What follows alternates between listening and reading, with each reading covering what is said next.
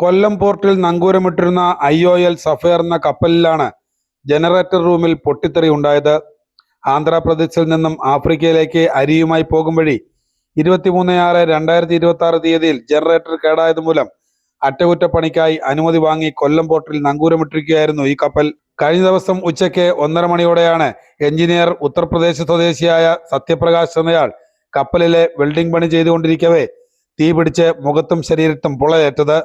വിവരമറിഞ്ഞ coastal police കടലിൽ body searching നടത്തി വന്നിരുന്ന കോസ്റ്റൽ പോലീസ് യോദ്ധ ബോട്ട് എത്തി രക്ഷാപ്രവർത്തനം നടത്തി. ഇയാളെ ആംബുലൻസിൽ സ്വകാര്യ ആശുപത്രിയിൽ എത്തിച്ചു. സത്യപ്രകാശ് അപകടനില തരണം ചെയ്തിട്ടുണ്ട്. Coastal police station SI Jose, CPOമാരായ സുകേഷ്, സജിപോൾ, ബോട്ട് സ്റ്റാഫ് രാജൻ പിള്ള, മാനുവൽ, ടൈറ്റസ് എന്നിവർ രക്ഷാപ്രവർത്തനത്തിന് നേതൃത്വം നൽകി.